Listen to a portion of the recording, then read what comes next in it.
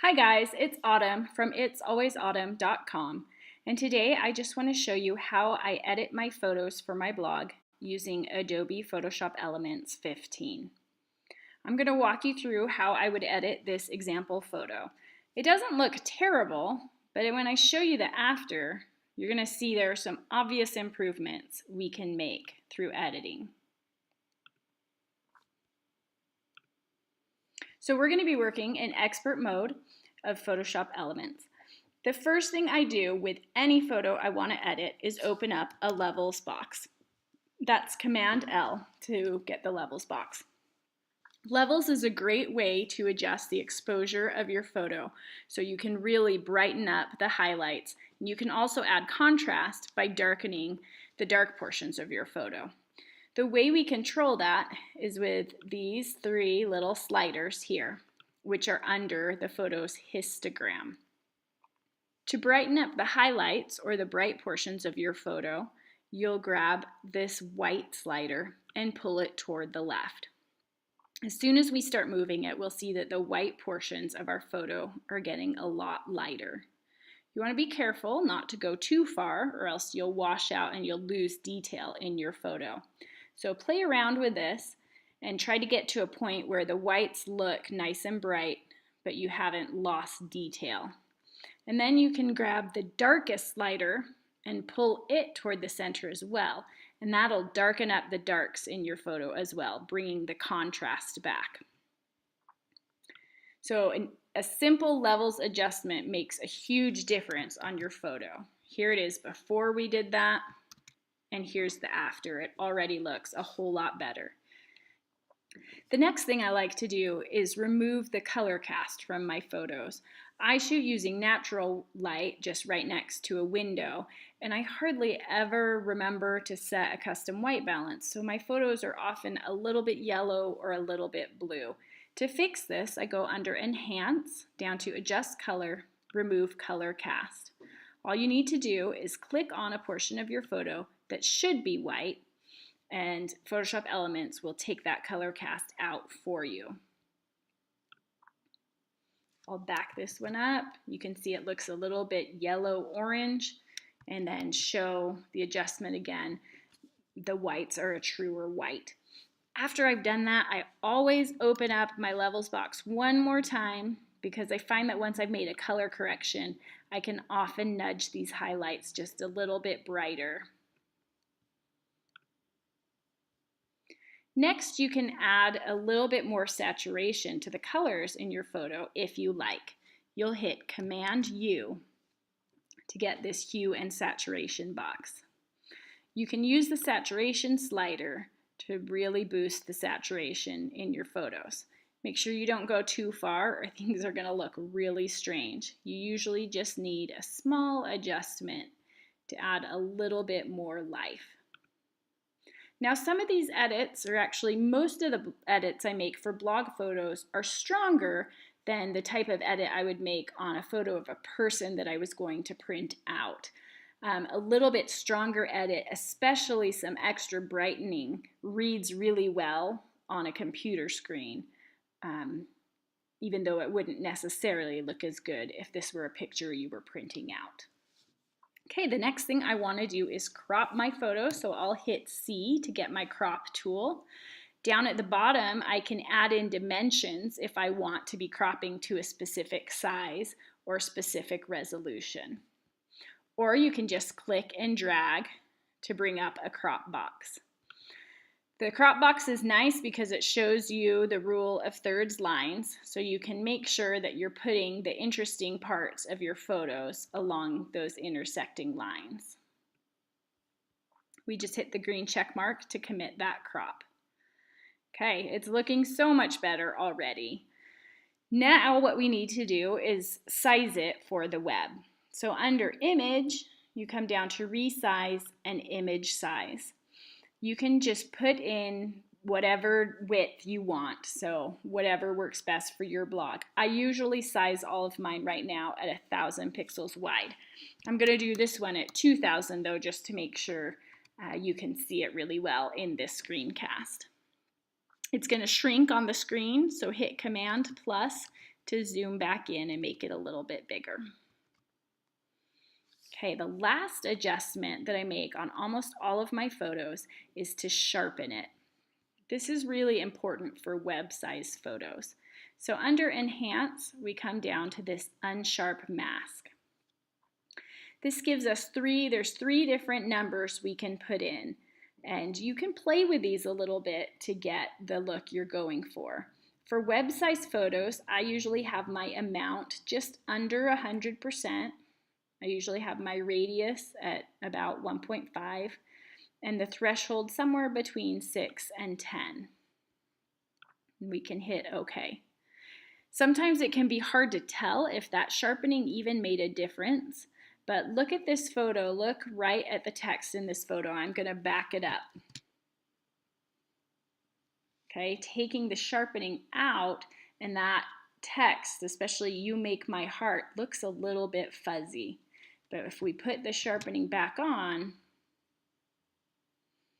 okay, the text just looks clearer.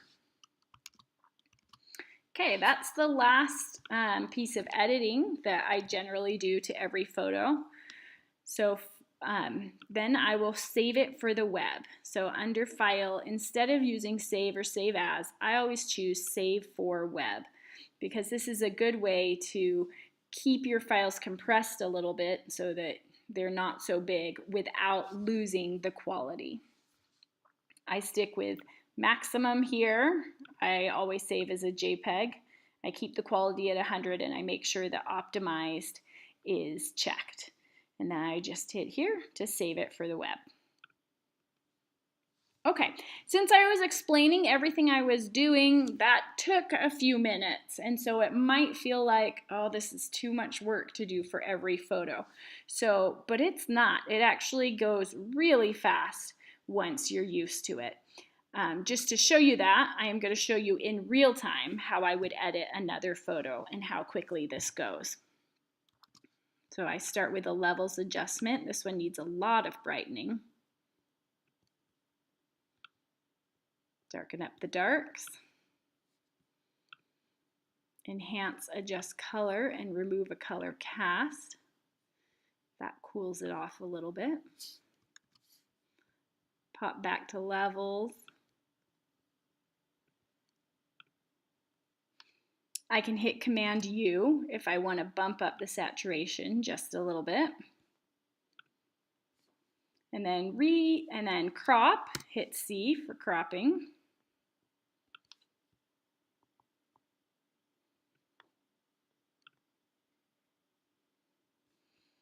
And then image, resize, image size.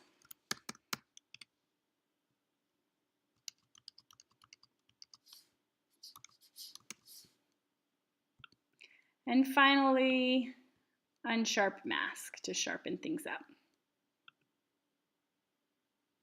Okay, it's all edited and ready to save for web. Okay, I just want to show you a couple more examples of easy photo edits. So I wanted to show you an example of editing a photo with a person in it. So we'll go Command L to get our levels box.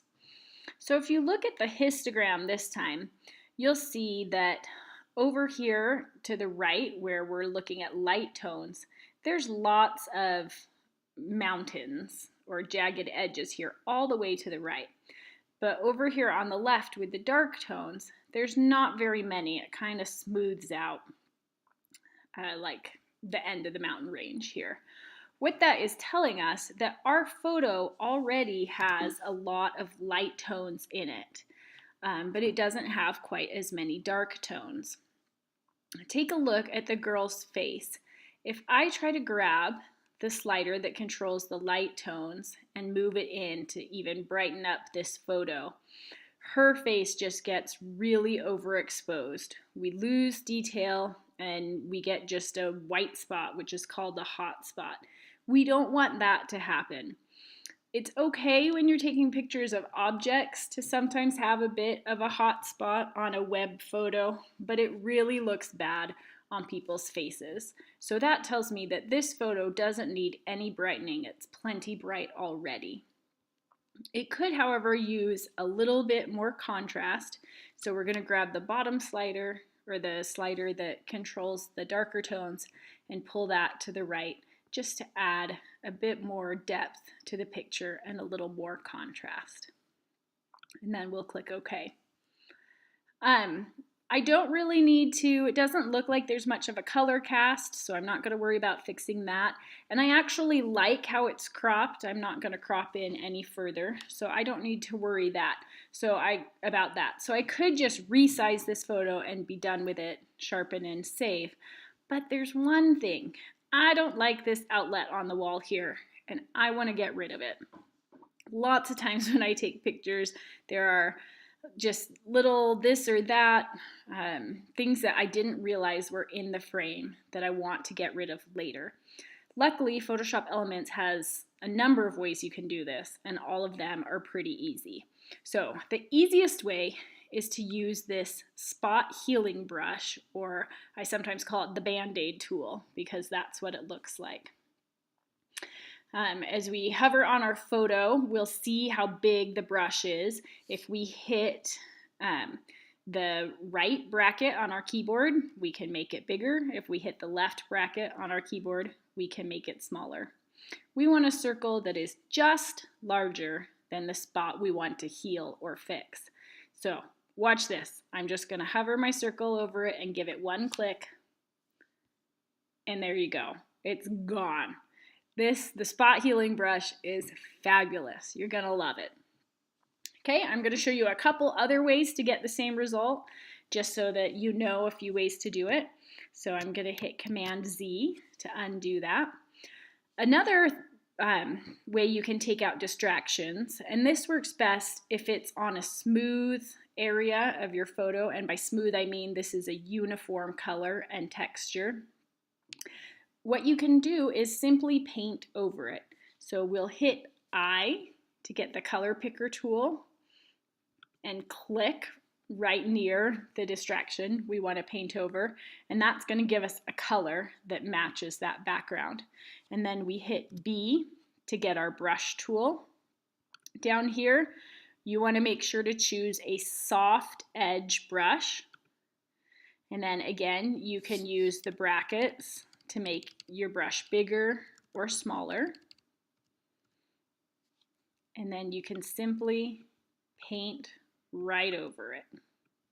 Again, distraction gone. Okay, and then I am going to show you the third way that you can get rid of distractions. That is by using this clone stamp.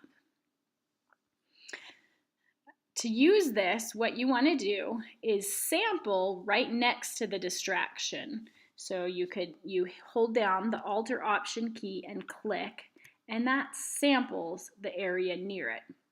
Then you move over to the distraction and just click to stamp a clone of what you just sampled.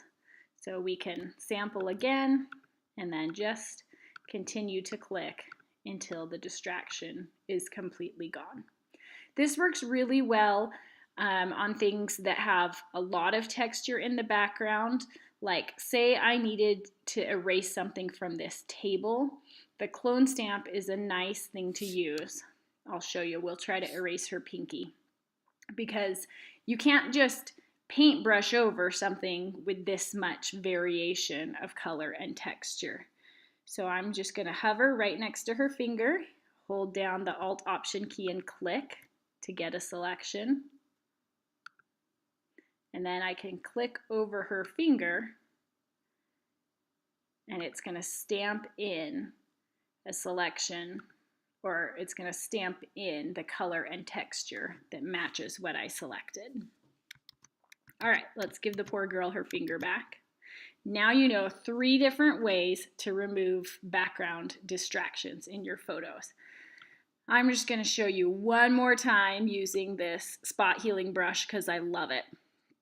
So sometimes I try to be artsy in my food photos, you know, and have some of the berries that look like they've just fallen out of my container, and because I don't know, for some reason it seems like that looks cool. But in this photo, I ended up not liking it because the berries in the container are in focus and the ones out to the side are so out of focus. They just look distracting to me. So I am going to use my spot healing brush and I am going to erase those berries from my photo.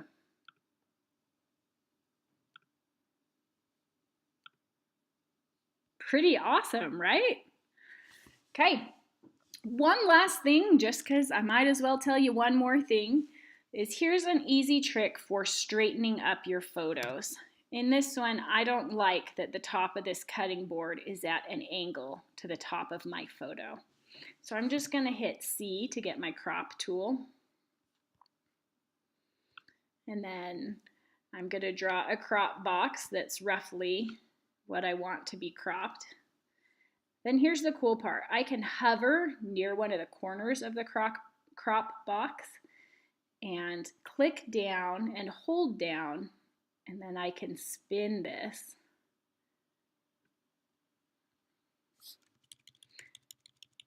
to straighten out the photo.